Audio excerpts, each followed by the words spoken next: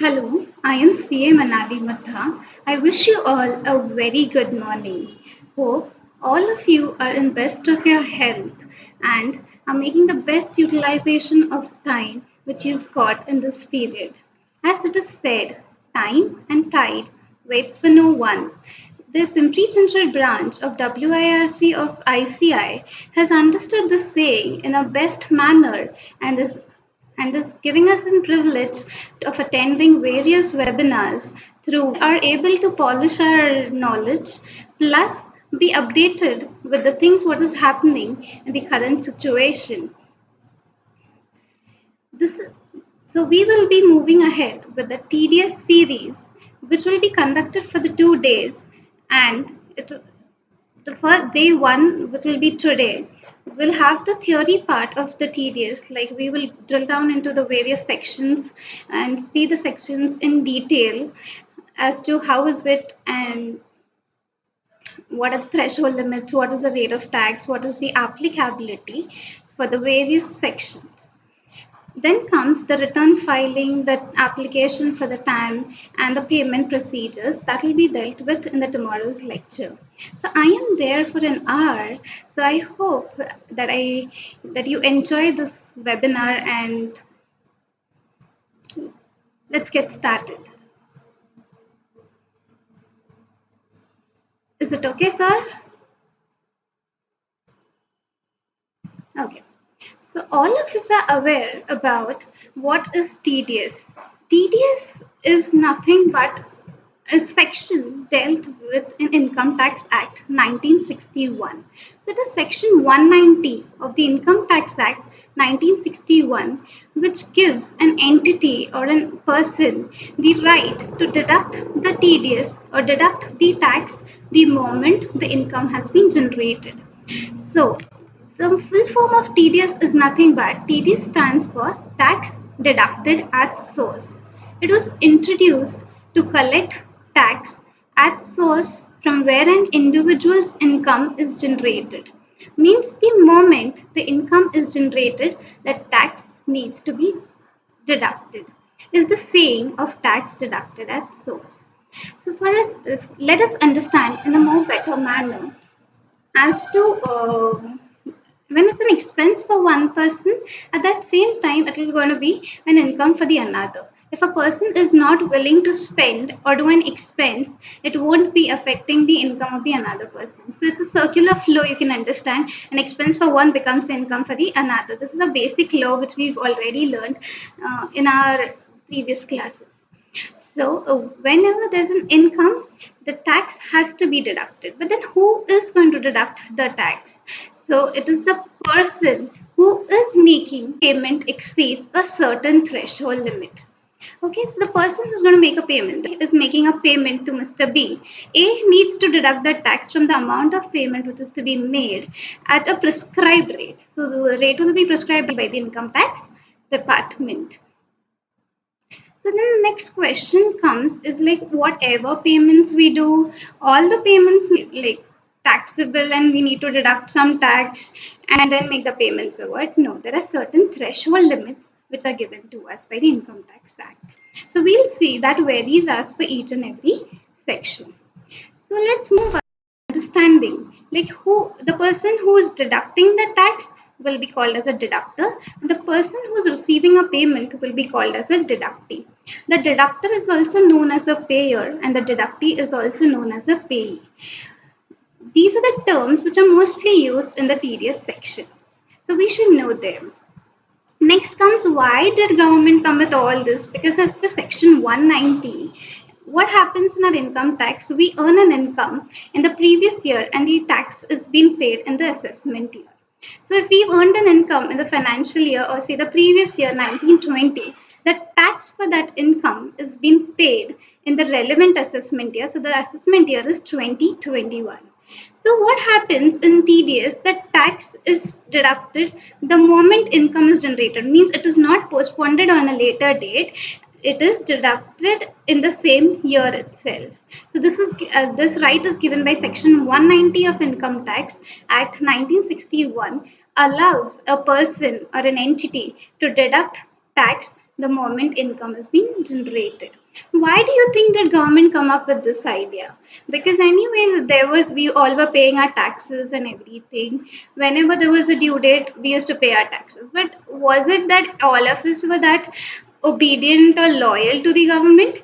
No. So that is why government came up with a tedious tool stating that wherever there was tax evasion, TDS has to be deducted. Why? Now, see, for an example, let's consider there is Mr. A who is doing an expense of say rupees 50,000. He would require the deduction of that expense. So, if it is said that if that expense is to be on an average set to deduct a tax, we need to deduct the tax on that expense. If we don't deduct the TDS on that expense, we cannot treat it as an allowable expenditure. If we cannot treat it as an allowable expenditure, what will happen? The profits of Mr. A will increase. If the profits increase, the tax will also increase.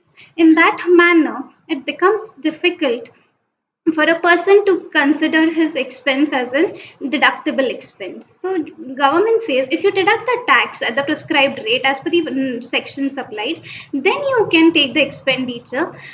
Then you can treat it as an allowable expenditure and you can pay the taxes at the profit which is derived after deducting that expense. So this is fine. So what happens directly, indirectly, the income of the other person is reflected with the income tax government. So TDS is basically used as a tax evasion tool. Means to minimize the tax evasions which is happening, it is using the TDS. So it is what it is just taxing at the present moment than taxing it at a later date. Clear? This is given as the section 190 of the Income Tax Act. So we'll just take an example so that you understand the basics of about what is TDS, who is a deductor, who is a deductee. With an example, I get things will be more clear to you. So here's an example. There's Miss Alia who has an amount of rupees 10 lakhs and she's thinking about investing. So she goes to a bank and does an FD of rupees 10 lakhs at the rate of 10% per annum for 1 year. So on the maturity date, the banker has to pay to Miss Alia the amount means the principal amount of the FD, that is 10 lakh rupees, plus the annual interest of rupees 1 lakh. So in this case, what happens? This is the moment or the event when the income has been earned by Miss Alia. At this time, Section 190 comes into the picture and says the income has been generated right now. So the banker, the payer, the person who's going to deduct the tax or the person who's going to make the payment. So who's going to make the payment of the annual interest? The banker is going to make the payment of the annual interest to Miss Alia. So the banker should deduct the tax on the payment. So on the payment of which amount of the income earned. So income in this case is only rupees 1 lakh because 10 lakhs was her own principal amount. Is there anything what she's earning of 10, out of 10 lakhs? Nothing. It is only rupees the interest portion. So TDS should be deducted on the income portion, that is 1 lakh rupees. Let's for example assume the TDS rate is 10%. So TDS will be deducted at the rate of 10%. So 10% of 1 lakh is rupees 10,000. So while paying it to Miss Alia, the interest portion, the banker will pay only rupees 90,000 because he has deducted a tax of 10,000 on behalf of Miss Alia. So what about the 10,000? Where will the 10,000 go? So here the income tax department comes into the picture where the banker has to pay to the income tax department a rupees of 10,000. So this is what the banker is a deductor who is making a payment to Miss Alia on the expense for banker is an interest, but an income for Miss Alia is rupees 1 lakh. That is an interest income. So banker will pay 1,000 to Miss Alia and 10,000 to the income tax department of Miss Alia. So what will happen? Like, how will the question arises? Is like, how will Miss Alia come to know about this deduction which has been made? She'll understand because of the amount difference in interest. But then, what is the need and how can she her own return? So what will be the use? So that is why the deductee has to furnish PAN details to the deductor, and the deductor, along with the PAN details, will fill a TDS return form and give it to the TDS traces. So, in the TDS traces, that is the TDS, the banker has to fill the returns and give it to the income tax department. So this is where whenever the Miss Alia is going to fill the ITR, she has to take the deduction of the TDS while calculating the self-assessment tax. So is it clear? Banker is a deductor, Miss Alia is a deductee. It's an income from Miss Alia, but it's an expense for the banker. So, on behalf of Miss Alia is paying her tax to the income tax department, which will be reflected in the TDS form, a return form, and the TDS traces portal.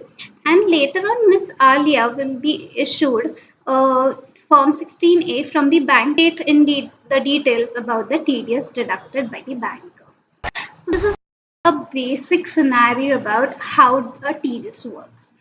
So the question comes is like, is it like all the payments which we do of all the expenses is TDS liable, and to all the persons is TDS liable is a basic question which comes. So let's have a look at for who to whom is the TDS applicable and who is liable to deduct the TDS.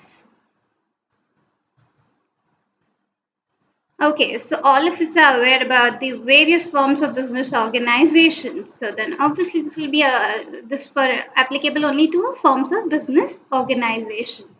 So it comes as an individual and an HUF, and all the companies, partnership firms, and LLP, etc., will be covered in the next scenario.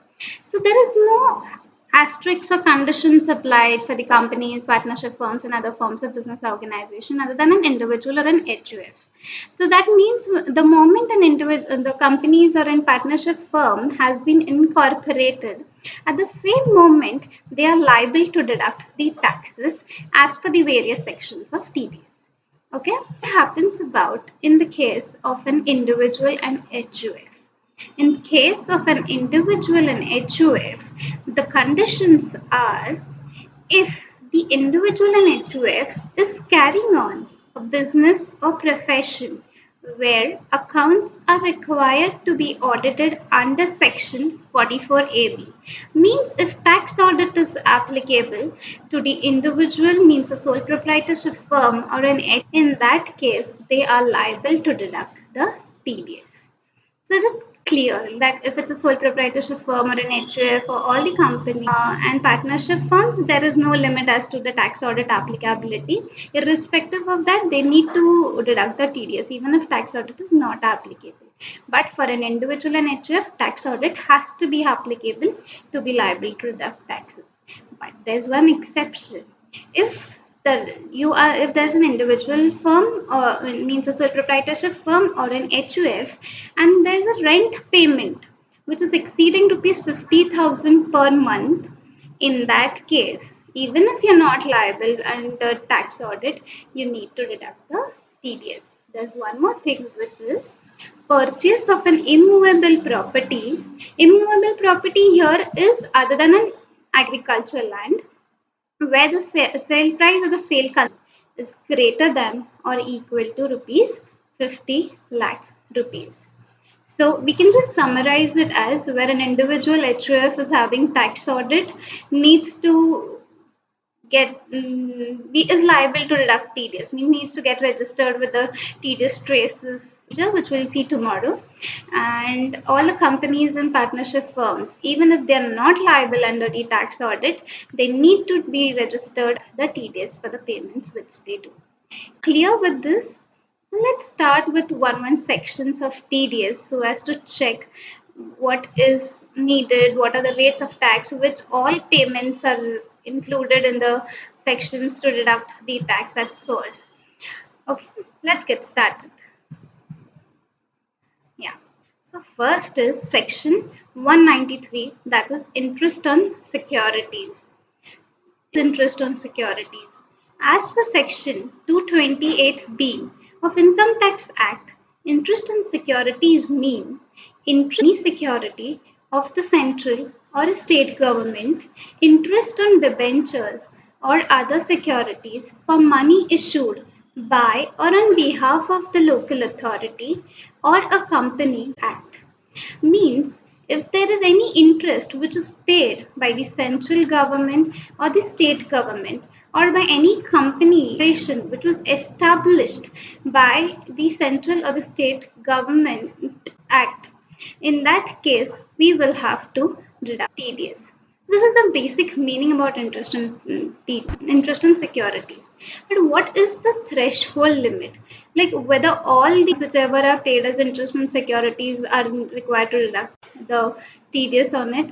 No, it is if the amount is deducted, the interest on securities is greater than or equal to rupees 10,000, then only the TDS will come into. So this threshold limit is just a limit to verify whether TDS is applicable or not applicable. Okay, so and the rate of TDS to be deducted under section 193 is at the rate of 10%. But if the deductee doesn't furnish a PAN, means a payee doesn't furnish you the PAN, the deductor will have to deduct the TDS at the rate of 20%. Let's have an example so as to understand what is the meaning of threshold, and it becomes simple because threshold limit, monetary limit, cutoff limit are the words which are being used in the next slides, and it's a very common term which you require whenever you're thinking about the TDS. So in case there's an interest in security of rupees 15,000 which is to be paid. So the amount is rupees 15,000. It is exceeding 10,000. The question arises, is the amount TDS to be deducted on 15,000 whole or on the amount exceeding 10,000, that is 15,000 minus 10,000, that is rupees 5,000. So that is what the threshold limit means, only the amount which helps us to understand whether TDS is applicable or not applicable. If by that scenario we understand that the TDS is, then we have to deduct the TDS on whole of the amount. So 15,000 was our example. 15,000 is exceeding 10,000. So in this case, what happens? TDS is applicable. So TDS will be applicable on the whole of the amount of rupees 15,000, and rupees 1,500 will be deducted because 15,000 into 10% gives us 1,500 rupees. But let's take another example. If it was the interest in securities is rupees 8,000. So in this case, what happens? Our cutoff limit is what? 10,000. Our interest in securities is below 10,000 rupees. So obviously TDS is not a scenario. Okay. So what is the time when it is to be deducted? This is a major question. So this is like earlier of the following event, which is the event at the time of credit of the income into the payee's account or at the time of payment in cash, check, draft or any other mode. In a layman's language, you can say that the TDS needs to be deducted earlier of the following, that is when the credit means when you're passing an entry in the books of accounts or at the time of payment, whichever is earlier. I hope this is clear with you. Now, one more thing which you need to understand in 193 is whatever payments are being made, those should be made only to resident people, means it should be only made to resident individuals or domestic companies and not an NR. So any interest which is paid on loans and advances by the companies will not be covered in this section. Okay, let's move ahead. The next comes is section 194A, interest other than interest on securities. So interest which is not covered in the previous section will be covered here. So interest on the bank FDs, interest on the loans and advances taken by the companies will become. But which loans? Unsecured loans. Interest on the bank loans will not be liable to TDS under this section, and it will be not liable anywhere. So what is a cutoff limit basically? If you're receiving a bank FD interest, you need to check if the FD interest is more than rupees 40,000, then the TDS will be deducted. But in case of senior citizens, the limit is 50,000. If a company is paying an interest on an unsecured loans, in that case, the cutoff limit is rupees 1,000 and the rate of TDS is, if the PAN has been furnished, it is 10%. Without the PAN, it is 20%. Some cases what happens is like there are many senior citizens, or there are many individuals who have huge investments in FDs, but are not have income chargeable to tax. They are below the slab limits. So in that case, you can furnish a form 15G and 15 to avoid the deduction of TDS. But if you have an income which is greater than the slab rate, in that case you cannot fill in the form 15G and 15H. TDS is exempted on the interest and savings account, PPF account, and the NSC. Okay, so what is the point of time when the TDS is to be deducted in this thing? That is again the earlier of the following, that is at the time of credit of interest to the account of the payee or at the time of pay. I hope it is clear. Yeah, we have discussed that we don't deduct bank TDS on the bank loan taken. Okay, so let's take an example on this so that we'll understand it in a more better manner. So let's consider on 1st of June 2019, Mr. Ganesh made a 3 months fixed deposit for rupees 3 lakhs each, carrying an interest at the rate 9% with the Nigri branch, Chinchwad branch, and the Senapati Bapat Road branch of the ITC Bank. A bank which has adopted CBS, the fixed deposits mature on 28 to 2020. So what comes to our mind is like this is a 9 month fixed deposit. We've understood that. But the new thing which we are seeing is CBS. Now, what is CBS? All of us are aware about CBS, core banking solution. So, in this case, what happens? Whatever FD has been done, like if ITC is the main bank and there are branches to the bank, in that case, we need to consider the TDS, the limit of 40,000, considering all the three branches together, and it is not on individual basis. This changes only when the CBS is applicable. If it was a bank where CBS was not applicable, the answer would have changed. So let's consider.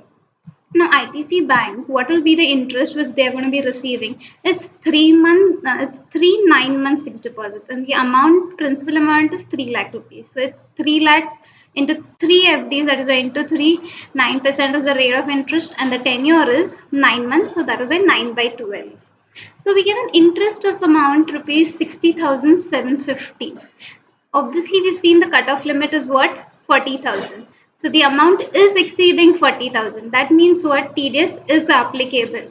So TDS is applicable. On what rate will be the TDS be deducted? At the rate of 10%. We've seen if the PAN is furnished, of course.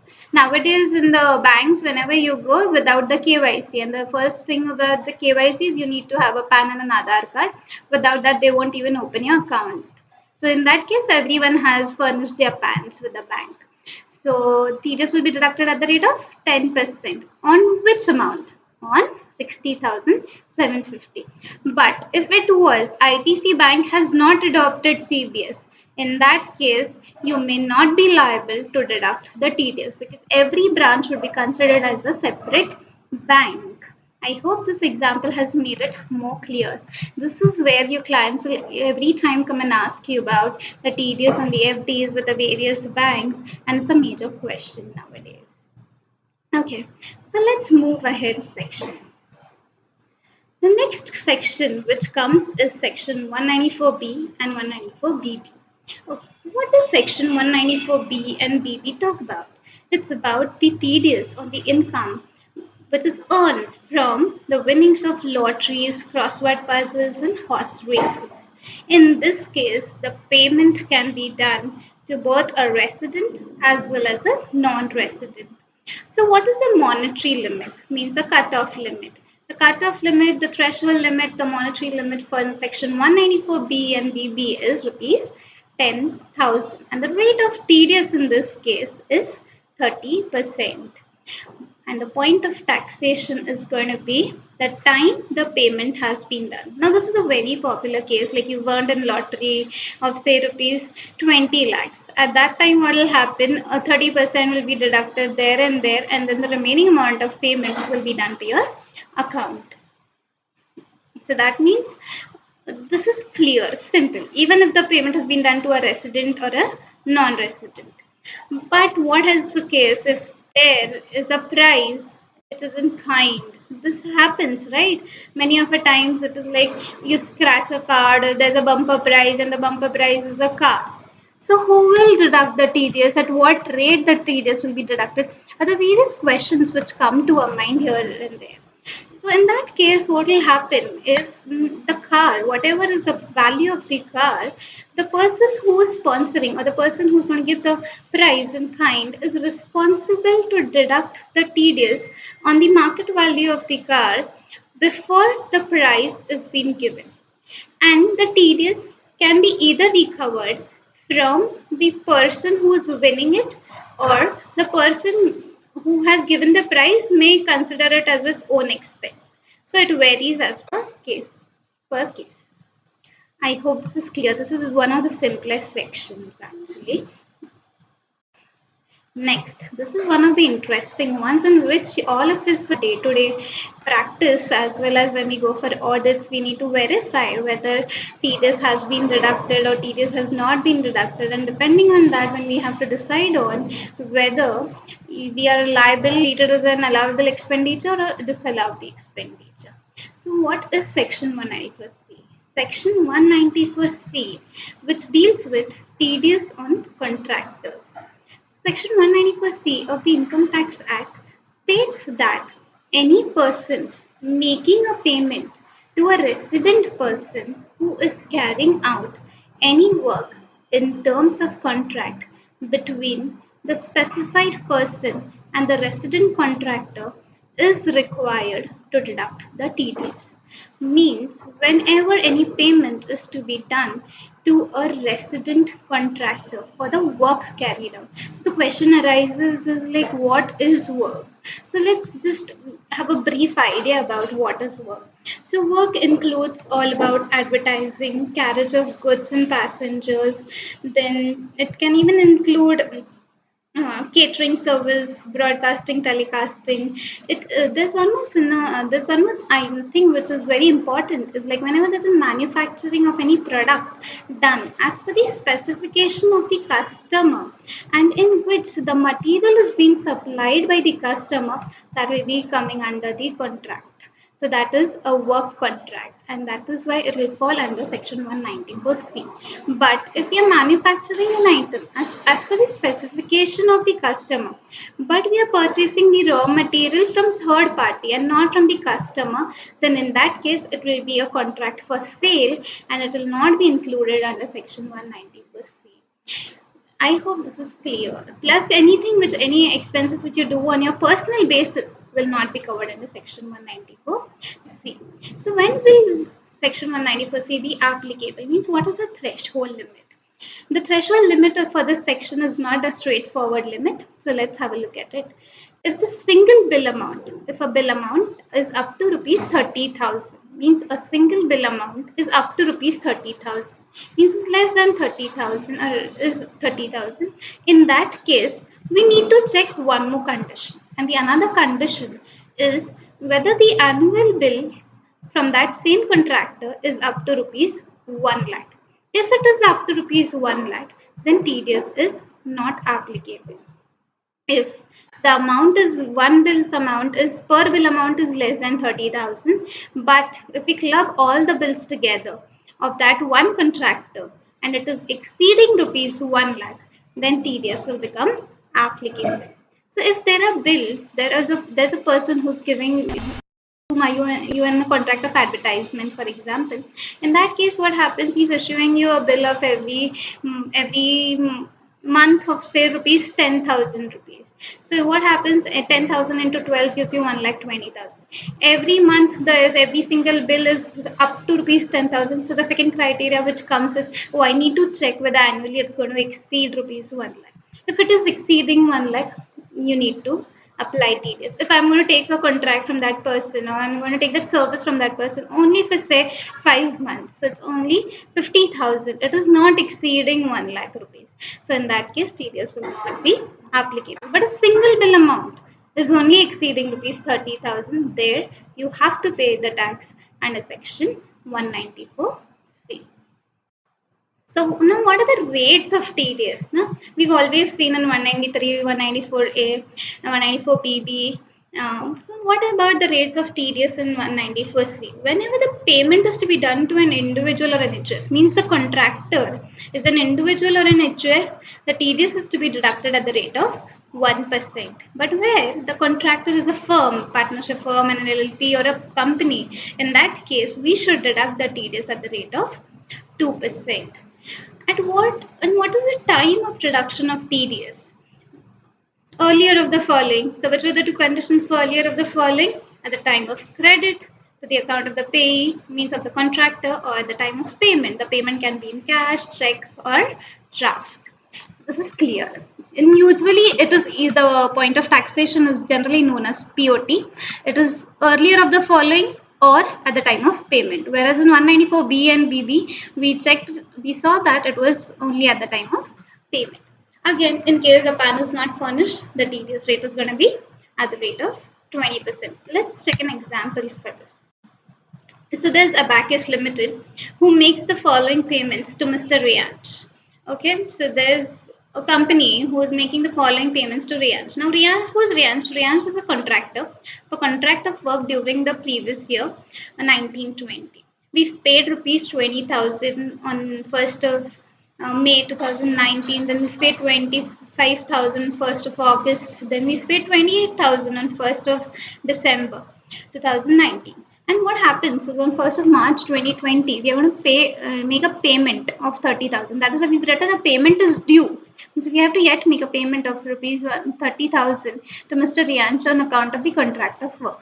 Now we have to decide whether Abacus Limited was liable to TDS and is he liable to TDS, and what happens about the previous bills which are already paid off. So in this case, what happens is if you check out what is the total of the first three bills, 20 plus 25 plus 28. So this lands up to 73,000. So in this case, every bill was below 30,000. Your first checkpoint is check whether every single bill is below 30,000. Yeah, the single bills are below 30,000. So you are in the first criteria itself. Then you need to check whether annually the amount is exceeding 1 lakh. So when we go to check, it is exceeding on 1st March when the payment is due for 30,000. It is like 1,03,000 which you need to pay. So in this case, you're exceeding 1 lakh rupees. So you need to pay tax on what? On the whole amount of 1,03,000. But you've already made the first three payments. So no worries. You have to deduct the TDS on 1,03,000 and then make the payment of 30,000. Here it is. In this case, the individual contractor payments made does not exceed rupees 30,000. That is what we check. Every bill amount is not exceeding 30,000. However, the aggregate amount paid to Mr. Rianch during the financial year 1920 exceeds 1 lakh, and the TDS provisions under section 194C would get attracted. TDS has to be deducted at the rate of 1% on the entire amount of 1,03,000 from the last payment of rupees 30,000. That is means 1,03,000. I'll deduct 1%. That is 1,030, and the payment of 28,970 will be made to Mr. Rianch. Next. So this was still 194C. Next, we'll see some miscellaneous sections about this. So yeah, next is 194D, which is about the insurance commission, and the cutoff limit is 15,000. So whenever an insurance company or any other person who is entitled to make a payment for the insurance commission, it has to check whether the insurance commission is exceeding rupees 15,000. If yes, the person has to deduct the tax. If it's a company to whom the payment has been made, the rate is 10%, and if it is other than a company, the rate is 5%. Next comes sections 194DA, payment under the life insurance policy. For this, you need to refer section 1010D as well. So section 1010D, which tells us about and the income which is received from an LIC or the life insurance policy is exempt if the premium which is paid does not exceed 10% for policies which are taken after 1st April 2012. So if you're going to get your maturity proceeds of more than 1 lakh rupees, then TDS will be deducted at the rate of 5% with effect from 1st of September 2019. Previously, it was 1%. We'll take an example for this so that you clearly understand about it. Next is payment made to NR sport person. Oh yeah, non-residents. So if there's a cricketer who's coming down and like he writes down a thing in the magazine and article in the magazine. In that case, the rate of TDS is rate of 20.8%. 0.8% is due to the cess, which will be added. And there's no limit. You pay him 20,000, you pay him 25,000, TDS needs to be deducted. Next comes the section 194EE, which is about payment from the national savings schemes. If you're receiving any amount as an interest from the national savings schemes, the cutoff limit is 2,500. The rate of the TDS is to be 10%. Next is 194G, which talks about commission on sale of lottery tickets. So, if you are receiving any commission, or you call it as a prize, or you could name it as any other word, but you're receiving it on the sale of lottery tickets, the person who's going to pay that amount on this to you needs to deduct the TDS if the commission on the sale of lottery tickets is exceeding 15,000 and the rate of TDS is 5%. Next comes is payment for commission or brokerage, that is section 194H. Now 194H, you can clearly understand about these agents who all are there, like they're flat selling agents, they're channel partners who charge commission to the buyers as well, who charge commissions to the builders. But buyers won't be attracted here because in this case what is happening, that's in personal expenditure. It will not come into the scenario. But whenever they're charging it to a builder, the builder will have to deduct the TDS. And what will be the rate of TDS? 5%. Threshold limit is 15,000. Next is section 194IA, payment and transfer of certain immovable property other than agricultural land. We checked this thing. Even if TDS is not applicable, means an individual, means any normal person who's going to go and buy a flat or a land which is not an agricultural land, and if the sale price or the sale consideration is greater than 50 lakhs, you need to pay the TDS at the rate of 1%. Now, everywhere, most of the times, whenever you purchase a flat, the buyer has to pay the TDS to the income tax department at the rate of 1%, because if the rate of the flat is exceeding, means the sale consideration is exceeding rupees 50 lakhs. I hope this is clear to you. And next, we'll just have an example of a 94DA, that is the amount received from an life insurance policy. So, Mr. X is a resident, is due to receive 4,50,000 on 31st March 2020 towards maturity proceeds of the LIC policy taken on 1st of April 2017. So it's after 1st of April 2012, for which sum assured is rupees 4 lakh and the annual premium is 1,25,000. So section 1010D tells us what then the LIC proceeds will not be taxed in the hands of the Mr. X only if the premium whichever is being paid does not exceed 10% of the sum assured. The sum assured in this case is what? 4 lakh rupees. 10% of 4 lakhs comes down to 40,000, but the annual premium paid by us is 1,25,000. So whatever is the proceeds will be taxed in the hands of Mr. X. Now we must check what amount at which the TDS will TDS be deducted or not deducted in case of this thing. So what happens is 4,50,000 is the amount which the proceed is going to be received. But I have already done a payment of 1,25,000 into 3 because I've paid the premium for 3 years.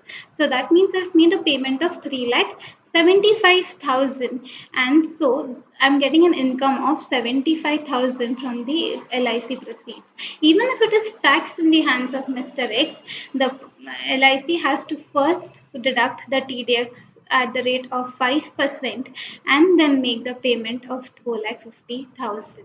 Because the maturity proceed is 4,50,000. If the maturity proceed was below 1 lakh rupees, this section would not fall into place. I hope it is clear. See, the annual premium exceeds 10% of the sum assured of the policy taken. on 31st March 2012, the maturity proceeds of rupees 4,50,000 due on 31st March 2020 are not exempt in the hands of Mr. X. That was clear to us.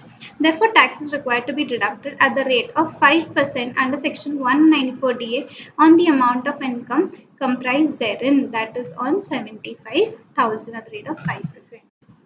Next, we'll take one more example.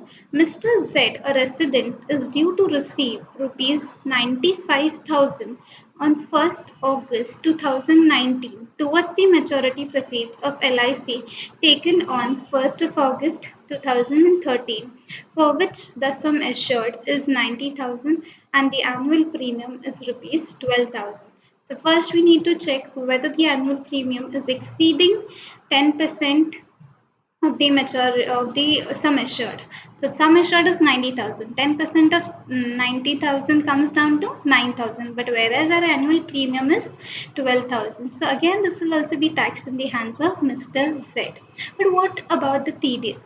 What is the amount of TDS he's going to receive? The TDS which Mr. Z, the income which the Mr. Z is going to receive is only rupees 95,000. So in this case, TDS will not be applicable as the maturity proceeds are not exceeding 1 lakh. If you remember, we'd seen the cutoff limit is 1 lakh. If the maturity proceeds are more than 1 lakh, then only we need to have TDS. Otherwise, TDS is not applicable. So here it is, the annual premium exceeds 10% and thus the maturity proceeds of rupees 95,000 on 1/8/2019 would not be exempt under section 1010D in the hands of Mr. Z. The TDS provisions under section 194DA are not attracted since the maturity proceeds are less than rupees 1 lakh. Okay, next comes tedious and rent. I have bifurcated in two parts because there are two sections which deals with the tedious and rent. First is section 194I. 194I is applicable again to those people we've already seen in the first slide, individual and HUF who are required to get their books audited under section 44AB and firms and companies. But when will it be applicable? Means what is the threshold limit? The threshold limit is 2,40,000 in case of rent under section 194I. And if the rent has been paid for the use of machinery, plant or an equipment, the rate of TDS will be 2%. If it has been paid for the use of any other asset, means if it's paid for the use of land, building or furniture, the rate of TDS will be 10%. But if there's an individual in HUF, we've also seen an exception there.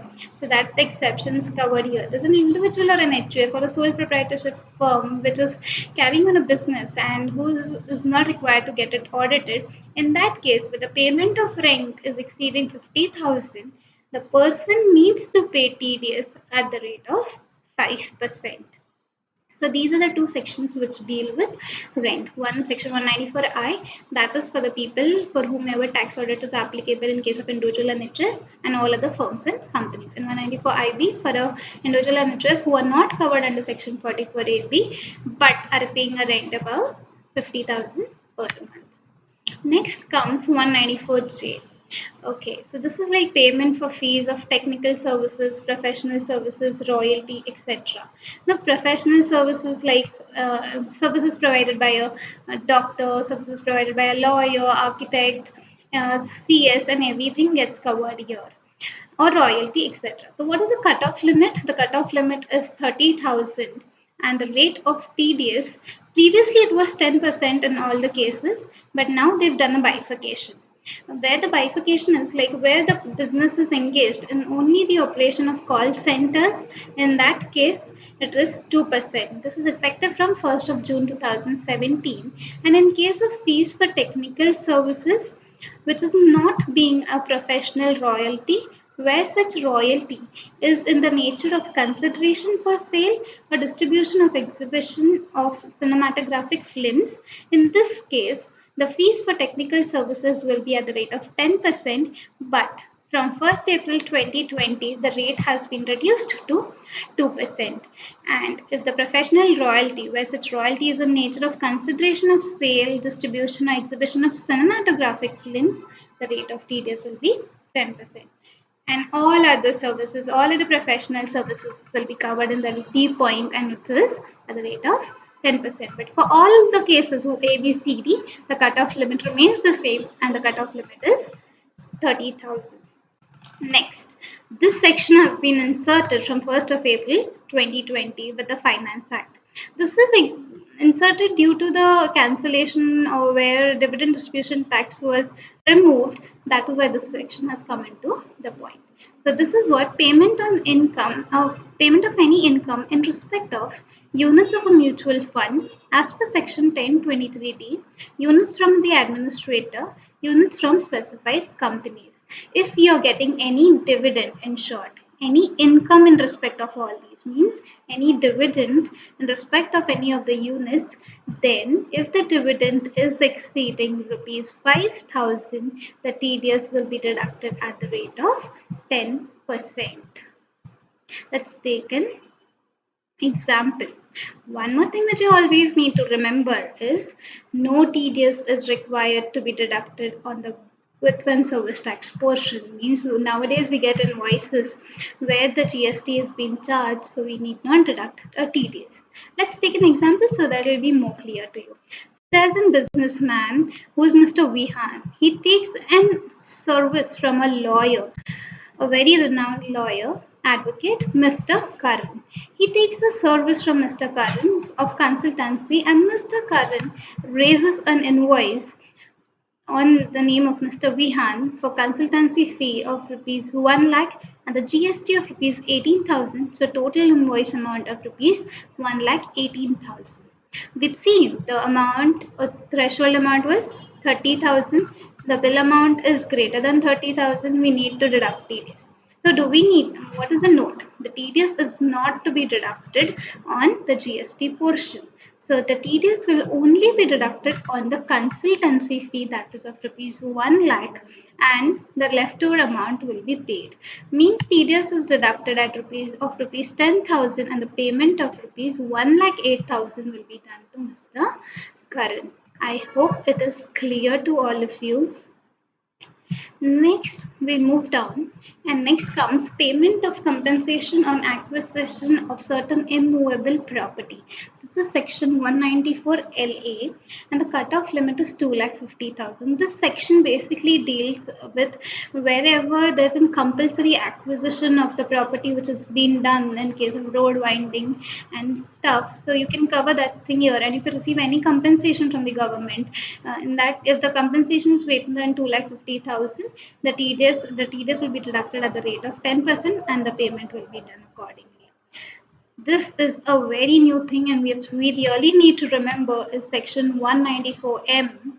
This is payment of commission, not being an insurance commission, means commission other than an insurance commission is covered, brokerage, contractual fee, professional fee to a resident person by an individual or an HUF who is not liable to deduct TDS, means who is under section 194 C. C was what? Which deals with TDS on contractors, H was what? Brokerage, and J was what? Professional services,